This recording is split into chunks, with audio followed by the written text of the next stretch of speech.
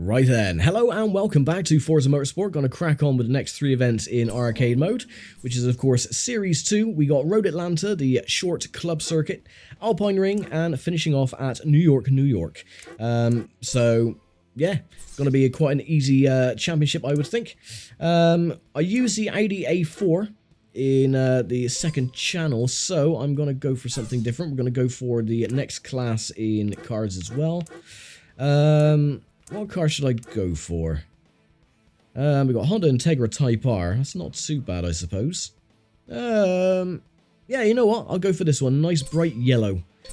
Because why the bloody hell not? Now, the club circuit, especially on this version of Forza, is slightly tighter than it has been on Forza 2. Just as you go onto the back straight area, the turn off to the right is so much tighter. Of course, I don't think they use a club circuit anymore. I haven't seen, I think the last time anyone posted a video of the club circuit was like 10 years ago. So I think they've just gravelled it all over now. Which is a shame, because it's actually a fun circuit.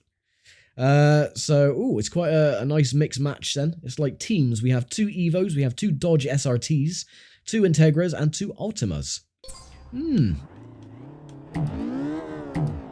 And go.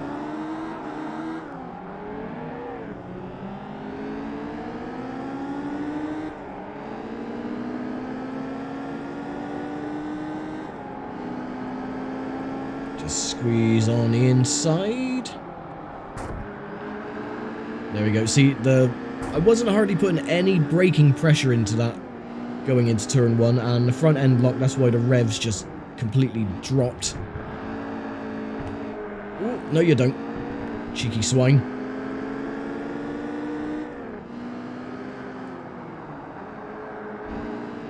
Yeah, so before, on the 360 with the backwards compatibility, going through that little section there, the frame rate used to tank to around about 12 FPS, and it was atrocious. You couldn't control the car because, again, it would lag the inputs as well, so yeah, it was bloody terrible, but no problems with any frame dipping or anything. It's still a nice, solid 30 FPS. I think I may end up turning on the ABS brakes, because you've got to brake so little before the front end locks up, and it is a little bit annoying.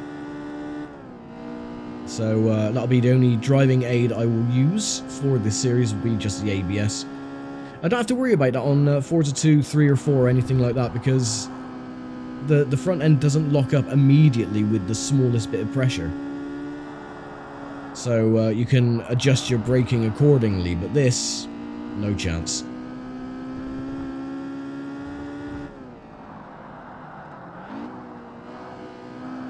A little bit deep.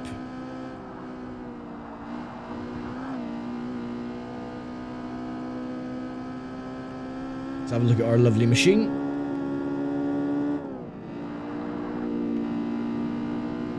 Yeah, that is an Integra, alright. Not a huge fan of the newer Integra. I do prefer the older one. Oh. And again, I was using too little brake to avoid locking up and misjudged my braking point entirely.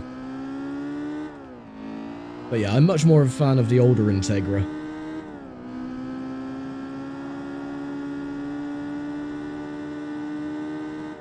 Okay, 1 lap to go. And these events are not difficult in the slightest. You can see on the little mini-map, we have pulled a huge lead already on 2nd place. That does increase in difficulty as you progress through the arcade mode, I will say.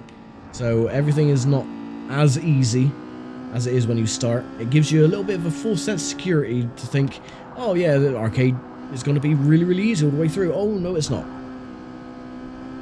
And the actual career mode, well, that just takes it up a peg as well, so.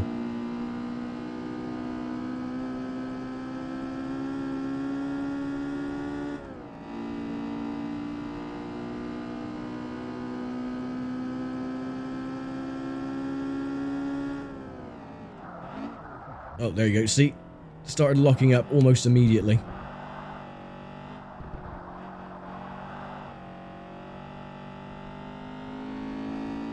And we are leading by 13 seconds.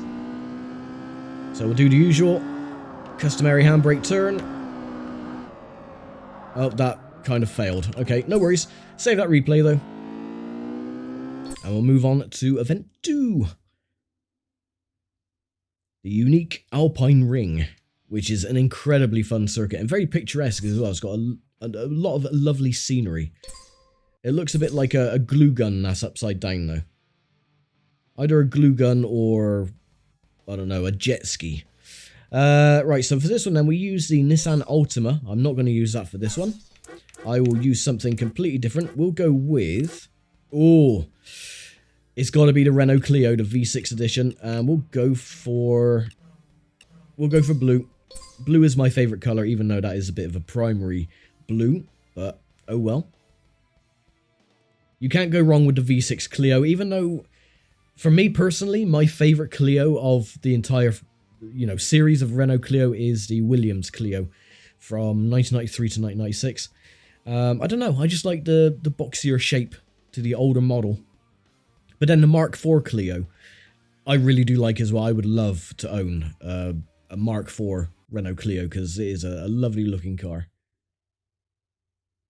We're starting in 3rd. 2, 1, go.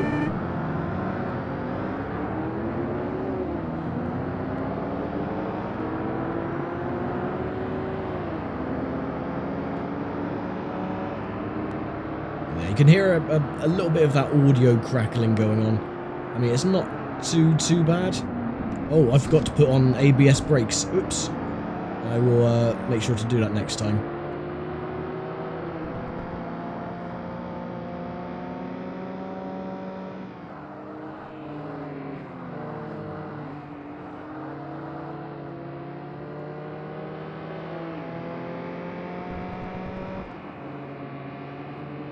Remember my braking points.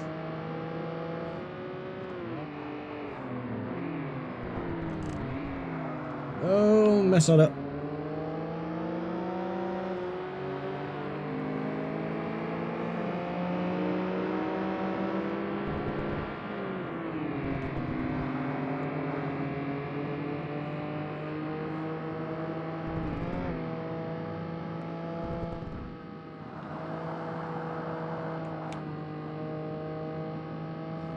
Now, thankfully, the CPU are a little bit dumb when it concerns flat-out corners. They tend to brake rather than put the foot to the floor. So we can just pull away, especially going through the fast left-right section. And this corner as well. Just blast through it. If you're in a faster machine and you bottom out in it, can damage your car, but luckily, in arcade mode, damage is not a problem.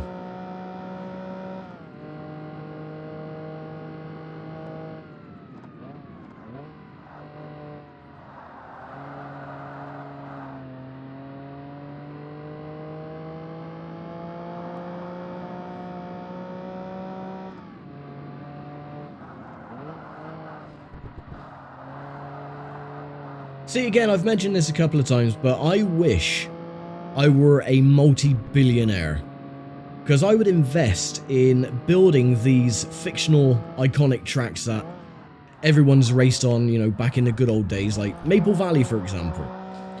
If I had the money, I would find a plot of land, buy it, and build it to the specifications of the track in-game. So it would have all the trees, it would have little lakes, it would have everything. And this one as well. You could find an empty plot of land somewhere in, the French Alps or the Swiss Alps and build this track so it would be like true to life, from a game. It would be really, really cool. But unfortunately, I will never be a billionaire. Ever.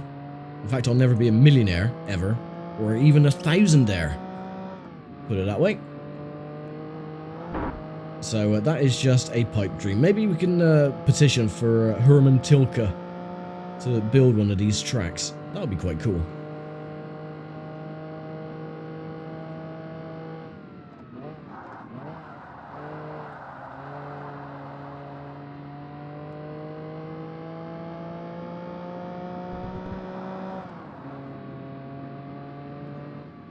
I mean, could you imagine if they built this circuit in the Swiss Alps and you had, you know, all the mountains, the snow-capped mountains in the background as a backdrop, and you had, I don't know, the World Touring Car Championship or even Formula 1 racing there? That would be so cool. A lot better than the shitty bloody street circuits they're pumping out every few years. I mean, Christ alive, I mean, you ask the fan base of Formula 1 and they all ask the same thing. No more street circuits and bring back V10 engines. So what happens?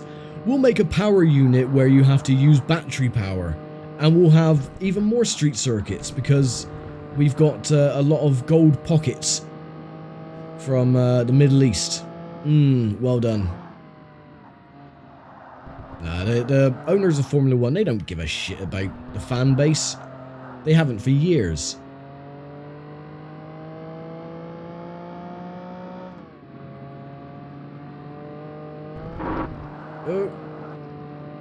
I mean, if they did, V10 engines would have been back for years and years and years, instead of something that sounds more like a Henry Hoover that is packing up, that is clogged with dust. But it is true that a couple of people said that the older V10 engines makes the cars look faster, and it does. If you watch any of the V10 era videos, especially with no commentary, it's just purely the car engines, and there are a lot of them on YouTube now. And you do a comparison for, say, at Spa 2003 or 2004 to Spa 2025, the cars look like they're going so much slower now because they don't sound fast. They sound really bogged down. Back then, they screamed at 18,000 RPM, and they really did scream. It was fantastic. Absolutely loved the audio of the engines back then. But will we get it back?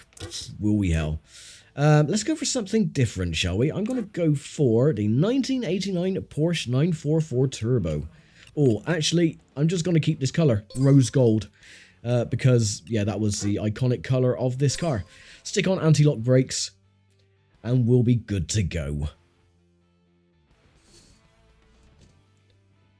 Now, the car I used on the second channel was the Mercedes-Benz, and it's got a limited slip differential, so when you're turning and you're accelerating, only one of the rear wheels are spinning up, and it slows you down, and it's really quite bad. So hopefully that doesn't happen as much on this car. But we shall see. Right, where are we starting then? After it's simulated its qualifying. We're starting in 6th with another Porsche 944.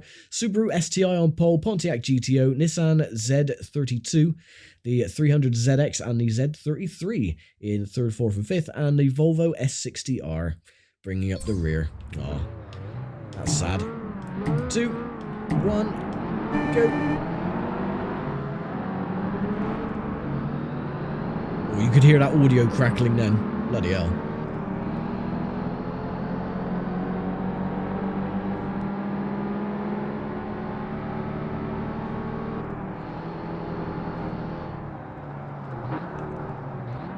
Oh, that's better. I can actually brake, and the car slows down rather than locking up.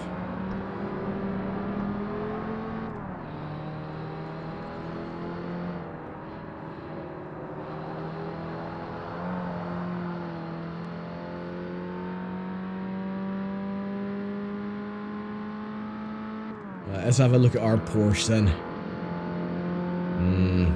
That is a really lovely looking car. I do like the older Porsches.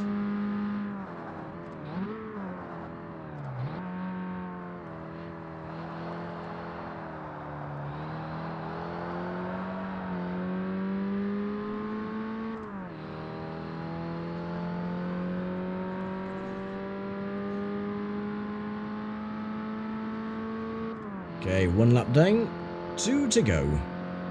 Lap time 1:14.3.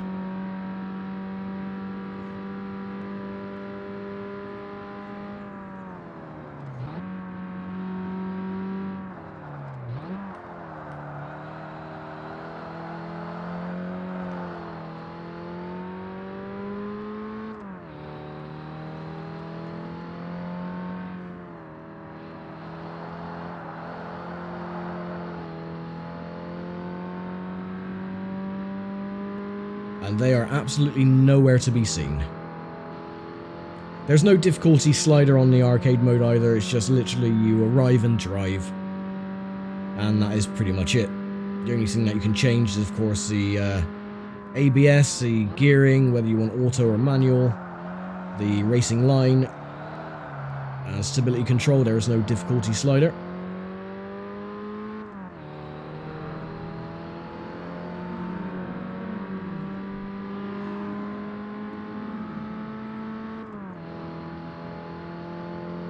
Similarly, though, to some of the other earlier original Xbox games, especially racing games, is that the audio mixing hasn't really been mixed that well, whereas the CPU engines, they overpower yours, and that has always been like a common problem with the earlier console games. But again, there's nothing I can do about it. I've changed the audio settings from mono to stereo to see if that would make any odds. Same on World Racing as well. The same thing happens on there. It's just one of those things. So you can't really do anything. It's just the audio mixing and as it was done and intended for. So.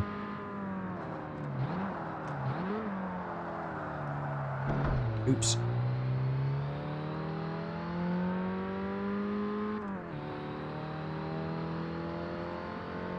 That was my fault. I was not braking as hard as I should have been because I forgot ABS was on. But there we go. Series 2 is completed. Lovely, there we go. Congratulations, you've unlocked the next series of arcade events, which is going to be a very short video because it's just 2 stages. You got a downhill and you got a hill climb. So it's going to take about 7 minutes or so. Right, for the bronze prize then, we get the 1995 Volkswagen Corrado. Again, quite a nice little car. Quite happy with that. Nice colour as well, green. For the silver prize, 2000 Ford Mustang Cobra. Lovely. And for the gold prize, a 2003 BMW Motorsport number 42 M3 GTR. Which I believe is a prize car on every Forza going, so... Right, so yeah, the 2 stages then. No, it's not the hill climb and the downhill, it's just the Pacific Shipyard, the first instance of night racing. So yeah, very, I wouldn't say easy stage. They're, you know, they do have a lot of sharp corners that do catch you out, but they're fun, they're unique, and they haven't been introduced into Forza Motorsport since, so yeah, it's a shame. Anyway, that'll be for next time, so I'm going to leave it for now. Thank you very much for watching, as always. And I'll see you for Series 3 on arcade mode next time. So take care, stay safe, and bye for now.